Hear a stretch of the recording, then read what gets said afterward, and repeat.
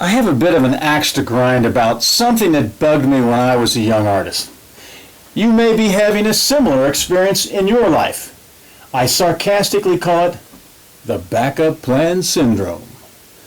Well, my dad, who knew little to nothing about art and considerably less about how I should go about pursuing a career as an artist or designer, was always ready to give me tons of advice about how I should pursue my dream of becoming an artist. His advice always included the backup plan. In my years of teaching young artists, I have found that I was not alone in having this kind of experience.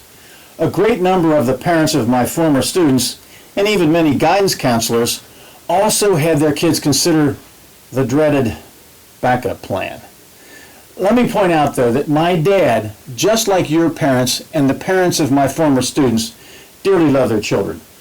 No one wants to see you succeed more than they.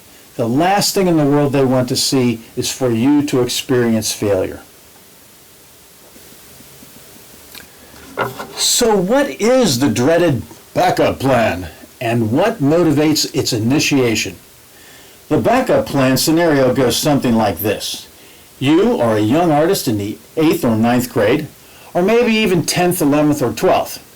You tell your parents that you have decided you want to become a professional artist and you want to study art and design in college. You love to draw and you want to learn to do it better. Ideally, this has been common knowledge in your family since you were young, as it was in my family. But my dad and many of my former students' parents still spoke of the backup plan. These adults, of course, have your best interest at heart, and although their motives are good, their advice is somewhat misguided. They usually put it something like this. Child, we know you want to be an artist, but we know it's difficult to earn a living as an artist. We think you should consider a backup plan. Take more math and science classes and consider other professions. Remember lonely Uncle Jerry and poor reclusive Aunt Loretta, who both tried and failed miserably at being painters and drawers. We certainly don't want you to end up being a failure like them. Well, it's hard to argue with that kind of logic, and as you are all well aware, I'm the first one to preach that you should consider all the options.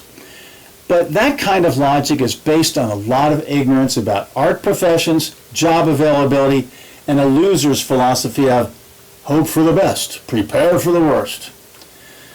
Successful people don't become successful with that kind of mindset.